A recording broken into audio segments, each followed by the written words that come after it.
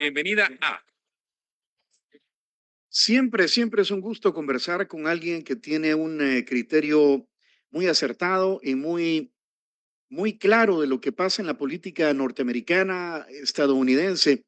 Se trata de Óscar Chacón, director ejecutivo de Alianza Américas, que también es requerido por cadenas como CNN y otras allá en la Unión Americana. Óscar, bienvenido a El Corre-Corre de la Mañana, como siempre. Hola Bien. Oscar, buenos días. Buenos días, Diana Verónica. Buenos días, Tony. Es un placer acompañarles. Y da la casualidad que tú vives en Chicago, ¿verdad? Correcto. Y ahí se está desarrollando la convención demócrata, que sería territorio Obama, ya para entrar en materia, Oscar.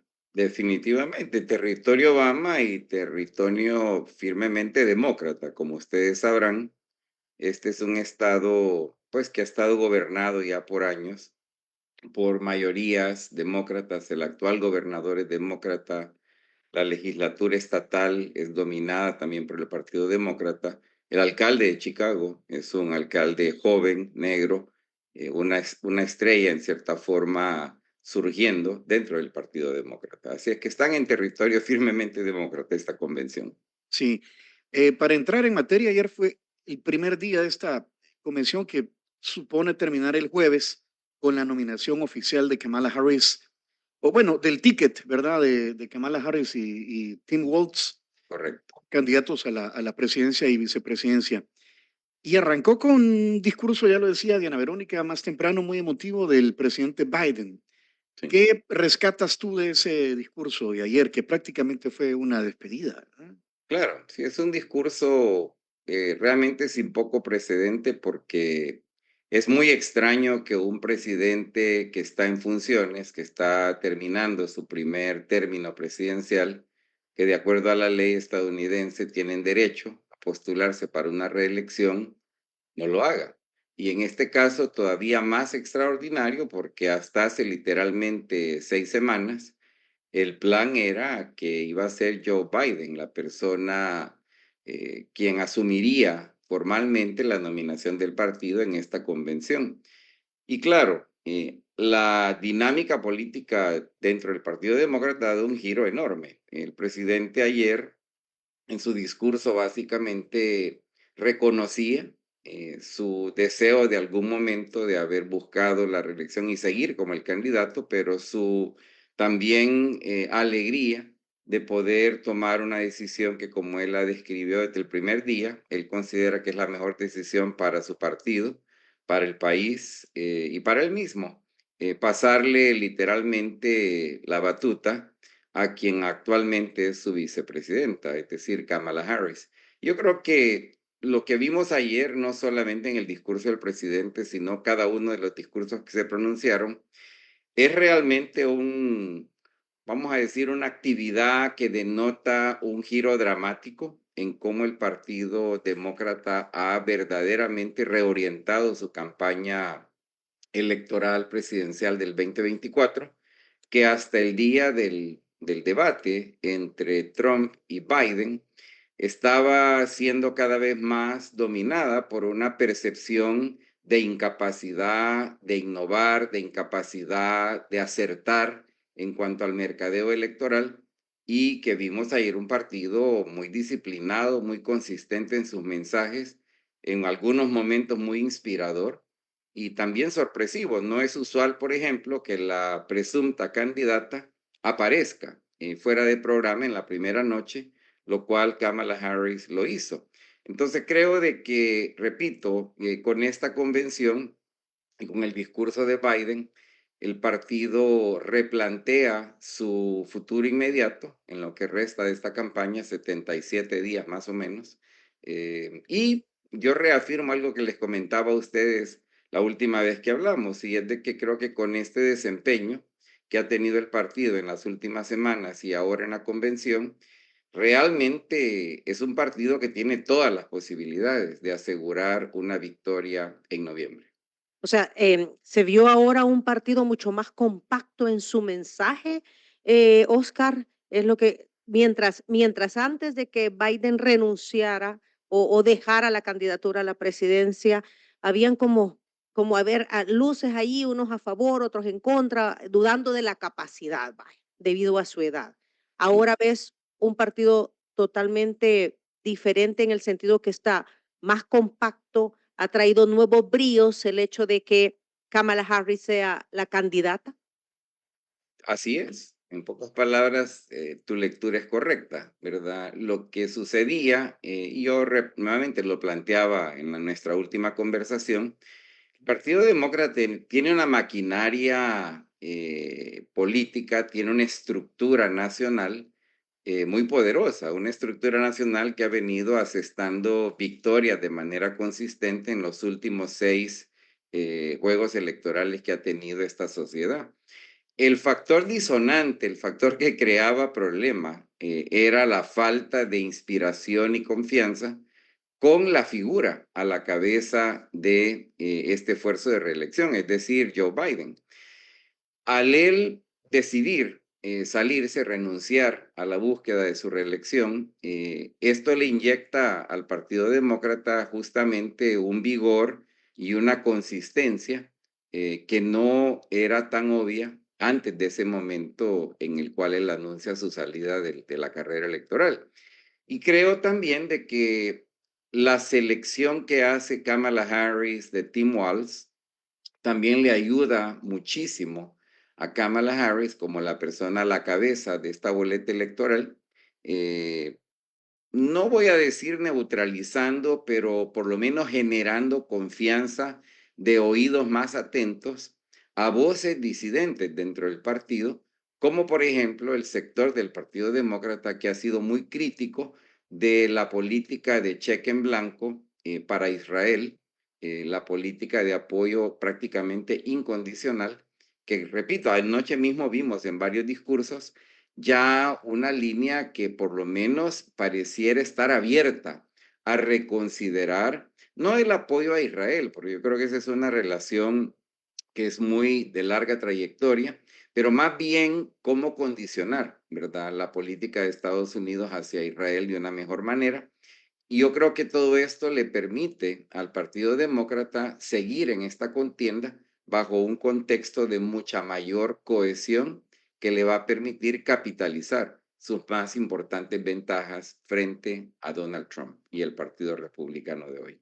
Oscar, siempre tratamos de que estas entrevistas, bueno, podríamos analizar por cultura general qué está pasando en Estados Unidos, está bien, pero que estas entrevistas tengan que ver algo con nosotros o verlo desde esa perspectiva. Sí. Eh, perdón, a tu juicio, ¿sigue siendo la migración uno de los temas o el tema principal de esta campaña o ya entró al ruedo el tema económico, pleca, inflación? ¿Qué es más importante ahora para los estadounidenses? Mira, indudablemente, lo que primero que hay que decir es que no todo aquello que en un momento determinado tiene tracción política en la sociedad estadounidense quiere decir que sean quejas legítimas, ¿verdad? Porque hay muchas quejas que son literalmente creadas, ¿verdad? Un ejemplo excelente de una queja verdaderamente fabricada es Ujú. precisamente la queja de la sociedad estadounidense ante la migración, ante la presencia de personas extranjeras, particularmente de América Latina, el Caribe, Asia, África en una menor medida. Y digo esto porque, como yo lo he explicado en varias ocasiones, los Estados Unidos más bien debería de estar altamente agradecido por la migración, porque la migración le presenta a Estados Unidos ventajas increíbles, especialmente cuando lo comparas con otras regiones del planeta que tienen problemas similares a las que tiene Estados Unidos, incluyendo el tema del envejecimiento. Y la migración, insisto, le añade un valor enorme. Pero lo que se abre con el giro que ha dado la campaña electoral en el lado demócrata es que incluso la conversación sobre el tema migratorio pudiera gradualmente encaminarse hacia una discusión que parta de denunciar las mentiras sobre las cuales ha estado fundada la idea de que la migración es un problema, que es literalmente un enorme éxito del Partido Republicano. Y aquí yo creo que indudablemente otros temas sociales, otros temas de orden económico van a comenzar a pesar más.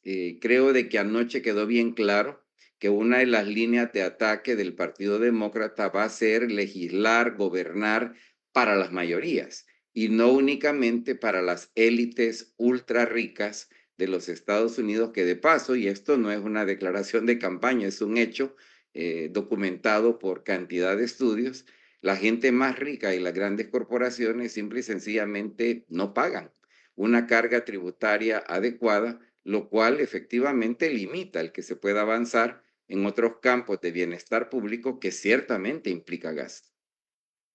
Oscar, la candidata a la presidencia, la actual vicepresidenta, eh, se convertiría en la primera mujer, se convertiría además en la primera mujer de color, Ujú.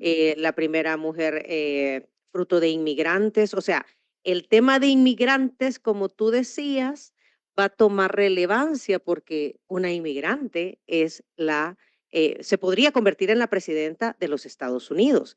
Y Ujú. tú mencionabas algo que creo que hay que, a ver, ya ese discurso de la inmigración es mala va a cambiar radicalmente, se va a comenzar a ver lo positivo más que, porque hay situaciones negativas definitivamente, Claro, eso no lo podemos negar, ¿verdad? sí, sí. Esos saqueos que ves en tiendas, por ejemplo, esos irrespetos a la ley, ¿verdad? O gente que se aprovecha de la situación, eso pues no es correcto. Ujú. Pero dadas estas situaciones, se va a comenzar, ¿tú crees que en realidad se comience a hablar del tema de inmigración, resaltando lo positivo y corrigiendo los errores?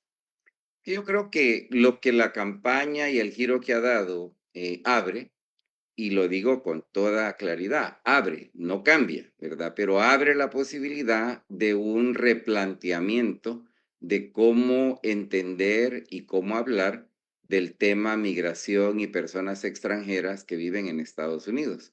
Mira, lo he dicho muchas veces en el pasado, hay una idea un tanto romantizada de muchas personas, incluso personas de toda buena intención, que pretenden que los inmigrantes sean todos angelitos y angelitas, ¿verdad? Y no lo son, ¿verdad? Yo les recordaría a ustedes que hay alrededor de 40 y pico de millones de extranjeros que viven en Estados Unidos. Esa es una población superior a la de muchos países alrededor del mundo y ciertamente una población superior a la de muchos países en América Latina. En un universo tan grande, por supuesto que vas a encontrar anomalías, vas a encontrar personas que son efectivamente criminales y tienen que ser personas juzgadas con la misma ley que se juzga a cualquier criminal, ¿verdad? Lo que también yo he señalado es que no hay ninguna evidencia, ¿verdad? Que las personas extranjeras tengan más propensidad a delinquir que una persona nacida en Estados Unidos. Estas son parte de las historias que el Partido Republicano ha presentado como si fueran la regla, ¿verdad? Y no verdaderas excepciones. Pero con esto dicho, creo que lo que se abre es la posibilidad de retomar la conversación sobre el tema migratorio, pero desde un plano de sensatez, un plano de apegamiento fiel a la evidencia. Y en este sentido, recordarles que hemos tenido dos momentos de los últimos 30 años más o menos, en los que definitivamente floreció esta perspectiva para luego verse hundida. En primer lugar, cuando en el año 2001 estaban coincidentemente en la presidencia tanto de México como de Estados Unidos dos personas que creían en la inmigración. Estoy hablando de George W. Bush y Ujú. de Vicente Fox en el caso de México. Mira, para ilustrarte a lo que me refiero, la misma revista Time, tan, vamos a decir, conocida y emblemática en buena medida, publicó en junio de ese año una carátula con el título Bienvenidos a México, como para resaltar lo increíblemente positiva que era la experiencia de la vinculación, en este caso, digamos, entre México, representando la mayoría de las personas extranjeras en el país, y los Estados Unidos. Y luego, curiosamente, en el 2004. ¿verdad? En un momento en el que el tema estaba muerto y dominado por lo que había sucedido el 11 de septiembre del 2001, y quien rescata una narrativa positiva es nuevamente George W. Bush.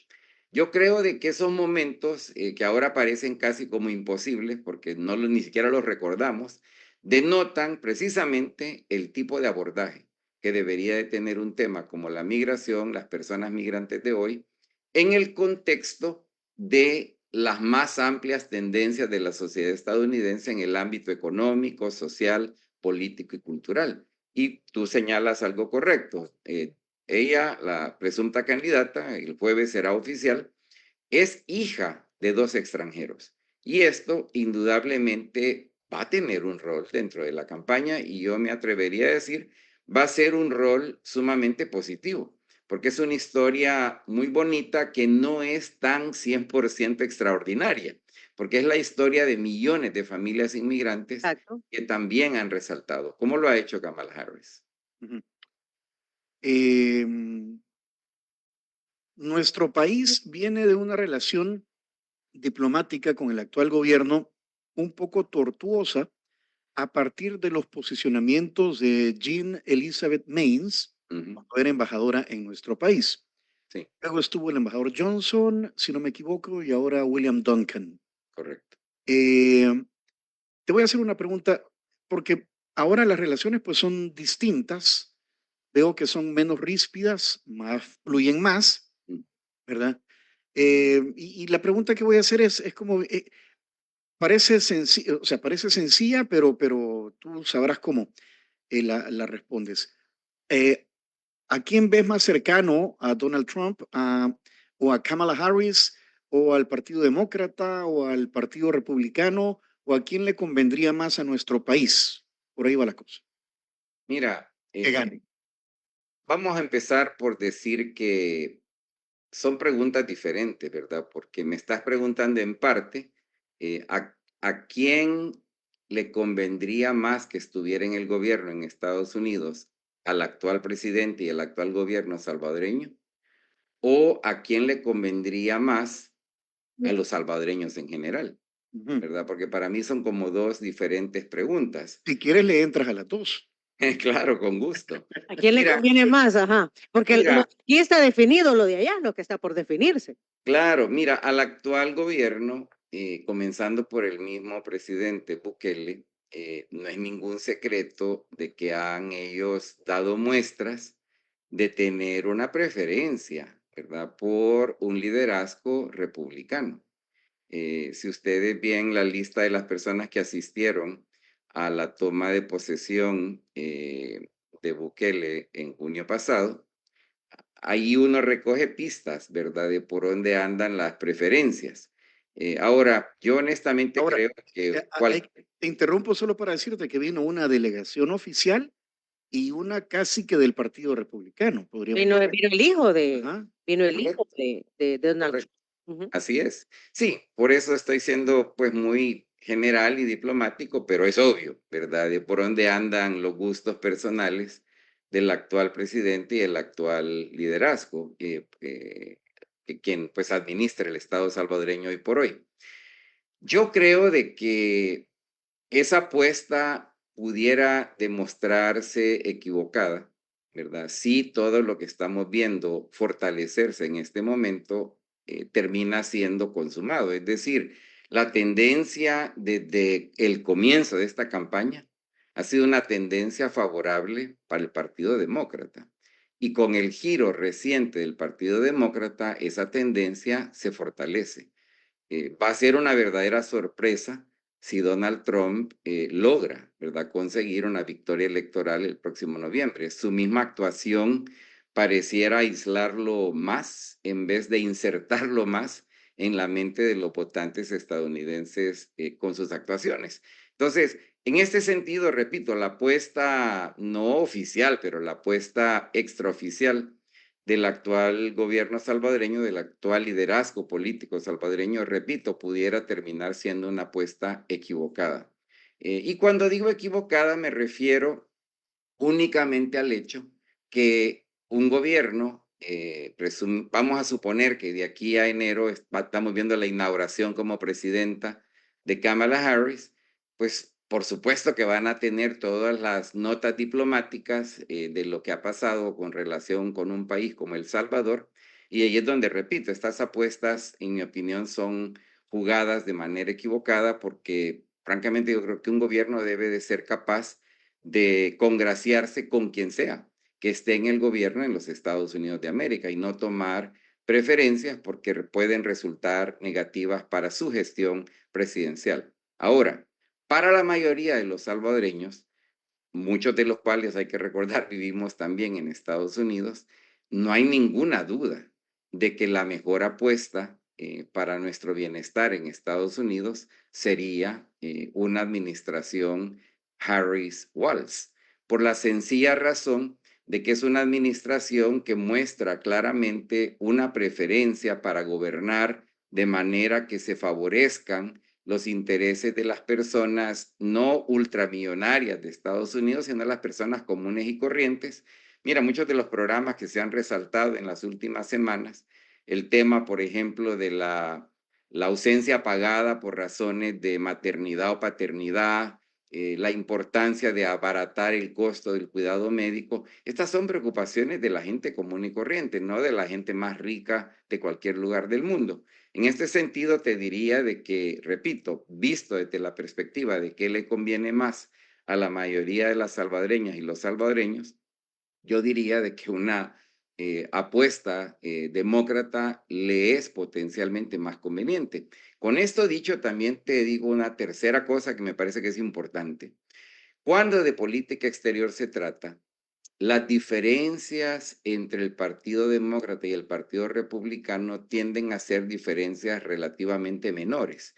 O sea, no son diferencias tajantes, Ujú. ¿verdad? Y en este sentido, yo creo que hay un problema grave que tenemos en un país como El Salvador, pero no es exclusivo de El Salvador, es un problema que afecta a la mayoría de países en América Latina y que francamente hoy por hoy afecta a la sociedad estadounidense y es la incapacidad de dar, o más bien dicho, de adoptar e implementar políticas económicas y sociales que verdaderamente le den el mayor marco de posibilidad de bienestar a la mayoría de personas. Este es un problema que francamente yo esperaría que un gobierno demócrata al menos comience a reconocer, al menos comience a poner algunas bases para poder abordar, porque yo creo también que mientras países como El Salvador sigan siendo países incapaces de darle verdaderas, genuinas, sostenibles condiciones de bienestar a la mayoría de sus ciudadanas, ciudadanos, la gente va a seguir viendo a la migración como una opción preferible. Y yo creo que ese es exactamente el problema fundamental que tenemos hoy en El Salvador. Qué bueno que ya no hay violencia pandilleril, pero eso no quiere decir que todo el mundo tiene un empleo digno, bien remunerado, que le dé felicidad y convicción de seguir en El Salvador antes de pensar en irse para otro lado. Exacto, el famoso tema de la pobreza. Y entonces aquí viene el tema de la famosa reforma migratoria integral, Óscar, que por años se viene hablando de ella, por años se viene proponiendo, ha sido Ujú. presentada, pero los famosos acuerdos políticos no se dan para en realidad darle una, a ver, para en realidad darle una estabilidad a los migrantes irregulares. Mira, les recuerdo que esta semana se inicia la implementación de algo que en inglés se llama Parole in Place, Ujú, ¿verdad? O permisos de estadía temporal, pudiera ser una traducción de este programa. Es una medida administrativa, ¿verdad? Es una medida a través de la cual se reinterpreta la manera de aplicar la ley y se le permite a personas cónyuges de ciudadanas, ciudadanos de Estados Unidos con peticiones de visa familiar pendientes para que puedan terminar el proceso de obtención de sus visas en Estados Unidos. ujú. Esto es un ejemplo de algo que organizaciones como la que yo he dirigido los últimos 17 años hemos venido abogando, ¿verdad? La importancia de no poner todos los huevos en una canasta. Es decir, la idea de una reforma migratoria integral, aunque suena bonito, ha demostrado ser un sueño inalcanzable por más de 20 años ya. Entonces, nosotros hemos favorecido la importancia de adoptar cambios en la ley que no van a ser cambios totales, sino cambios parciales, graduales, de alcance limitado, combinado con más medidas de reinterpretación de la ley que por la vía administrativa le permitan a más personas ganar un reconocimiento jurídico en Estados Unidos. La misma designación de la condición conocida como TPS es otro ejemplo, ¿verdad?, de medidas administrativas que pudiera tomar el gobierno estadounidense mientras se logra trabajar más a fondo y de manera más contundente el problema de la narrativa dominante. La razón por la cual no han habido cambios en el Congreso es porque ha habido una narrativa dominante, que es exactamente la que ya mencionamos hace un rato, una narrativa que plantea que la migración es algo malo y que las personas migrantes son verdaderamente un cáncer para el país. ¿Quién va a querer reformar leyes para mejorar las condiciones de esa población si la narrativa dominante es tan tóxica? Entonces yo creo que eso es algo importantísimo trabajarlo y nuevamente yo veo mucha más posibilidad de cambiar las cosas con una administración demócrata de lo que sería con una administración republicana los próximos 4 años. Si el sueño de una reforma integral migratoria es eso, un sueño inalcanzable, y como lo acabas de decir, prefieren ustedes abogar por medidas tal vez más limitadas, pero que van abriendo puertas. ¿Qué esperarías escuchar de la candidata demócrata el jueves en lo que va a ser el discurso más importante de su vida? Mira, yo diría que, en pocas palabras, yo no espero mucho. Mira, hay un dicho popular muy sabio, bendito aquel que no espera nada, porque nunca estará decepcionado. Ujú. Y yo creo de que Hay otro dicho que dice, es mejor sorprenderse que decepcionarse. exactamente. Entonces, en este sentido, yo no espero mucho. Mira, yo estoy súper claro, ¿verdad? De que en este momento no vamos a ver todos los cambios anunciarse, ¿verdad? No vamos a ver todas aquellas aspiraciones que tenemos llegando al discurso de Kamala Harris que va a pronunciar ella el jueves. Yo esperaría, ¿verdad?, que por lo menos hayan luces sobre una ruta por delante centrada en la sensatez y la evidencia. Para mí, con eso ya ganamos, ¿verdad? Porque lo que yo veo es que hay ciertos factores que han condicionado la manera como se ha venido desempeñando las campañas electorales hasta este momento que difícilmente van a cambiar entre ahora y noviembre.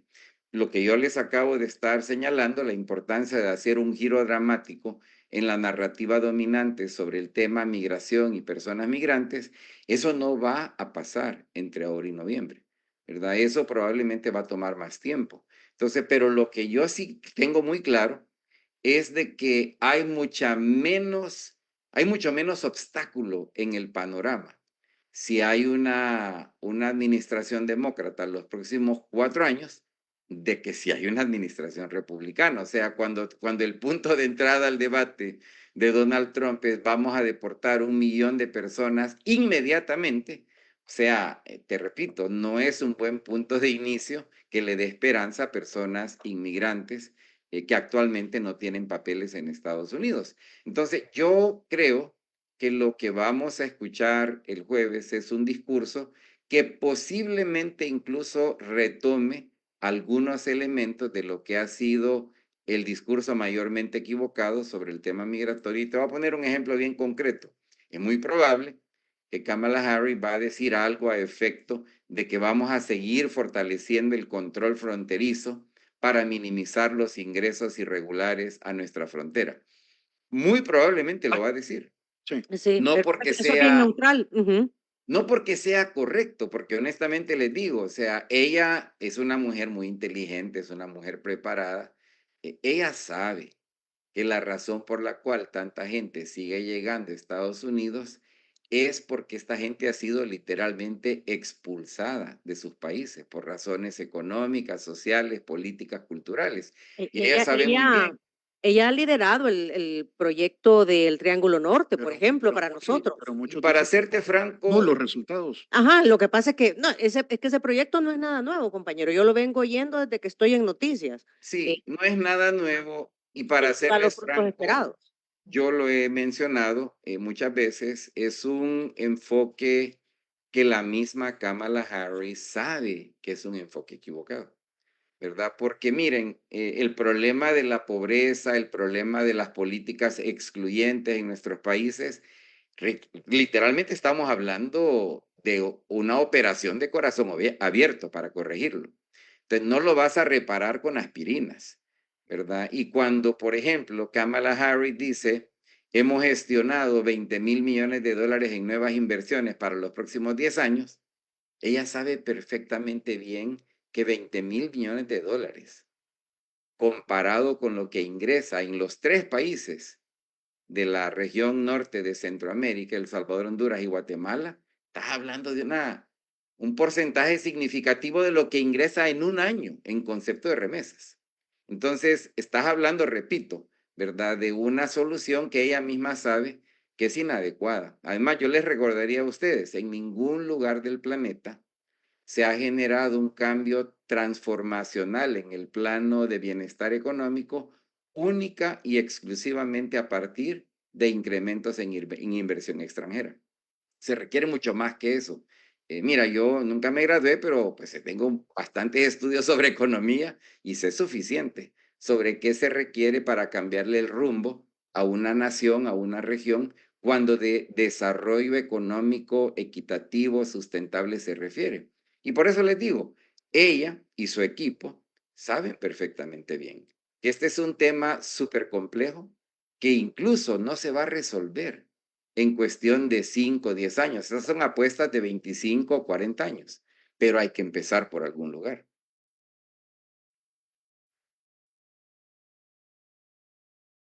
No te escucho, Tony. Señales. La señal. Ahí está Oscar. Oscar, ya para ir cerrando, sí, me estoy hablando ahorita, tuvimos aquí un problemita, no sé si ya Te se ha escucho. regularizado la situación. Yo Ok, te muy bien. escucho.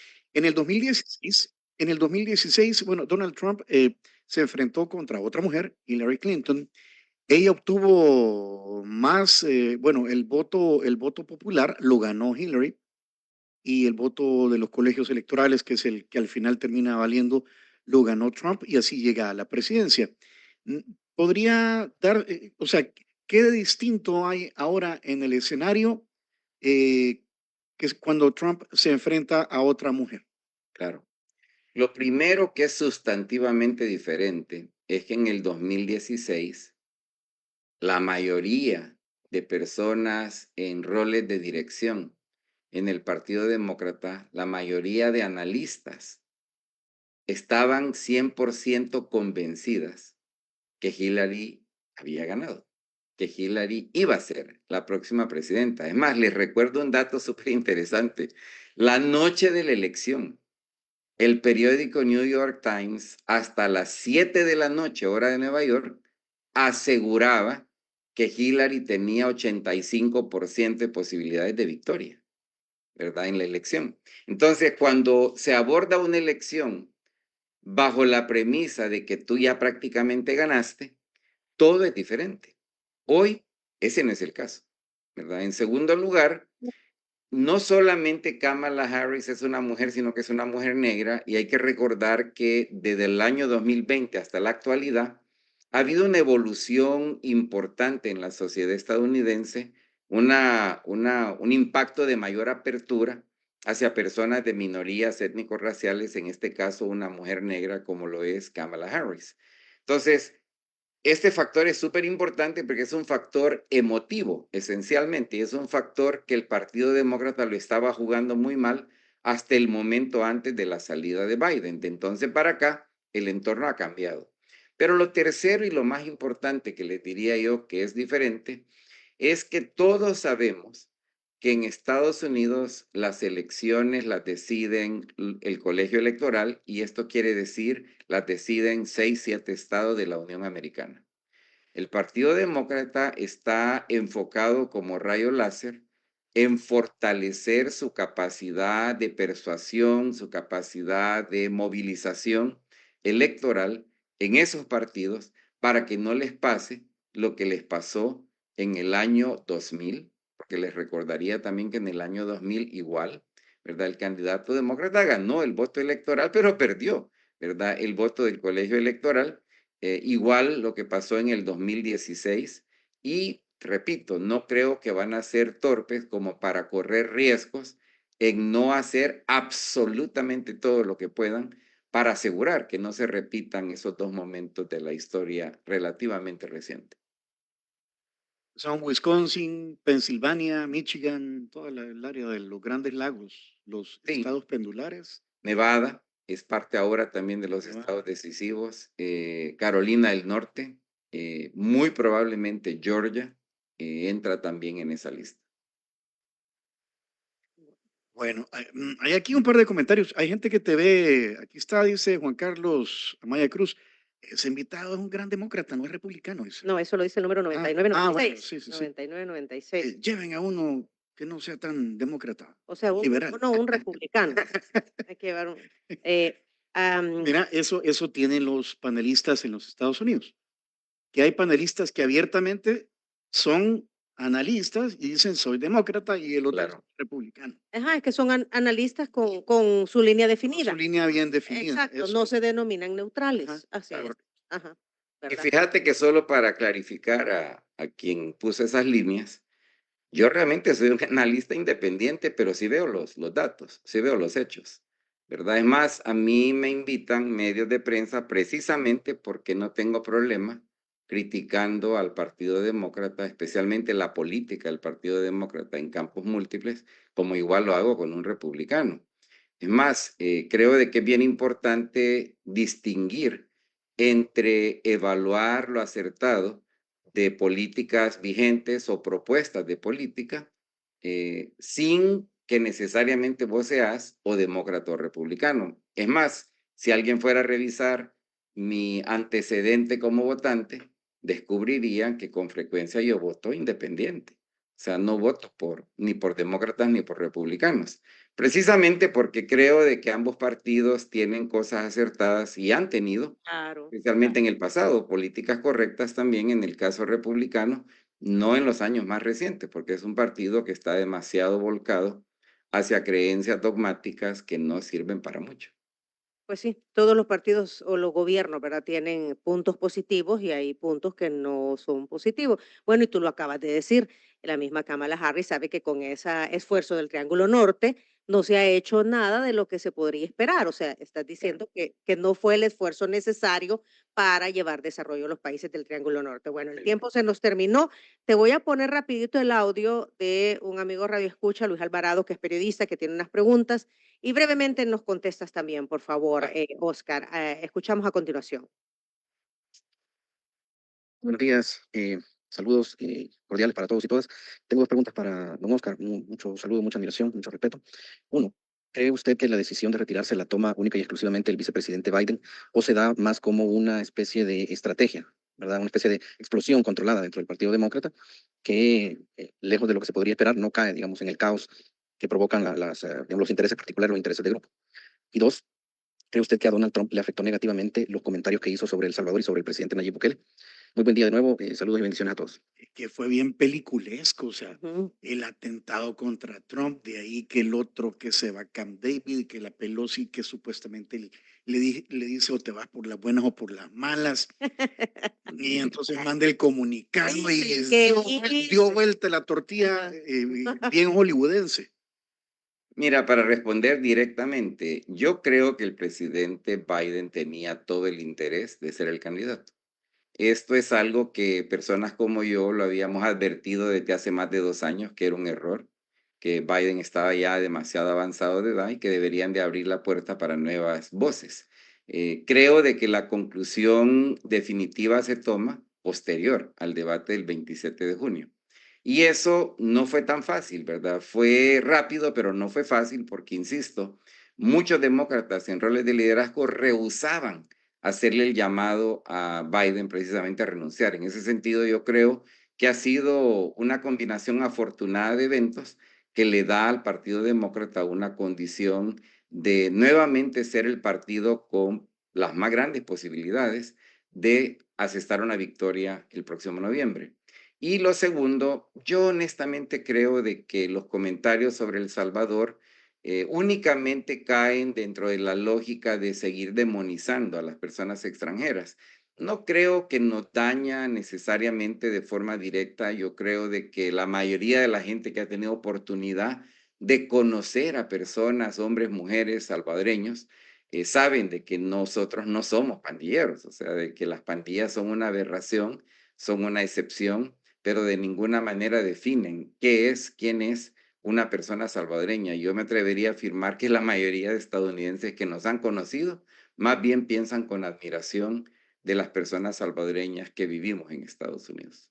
Ok, gracias, Oscar. Hey, Oscar, siempre es un gusto saludarte y conversar contigo. Es un placer. Les deseo un buen día.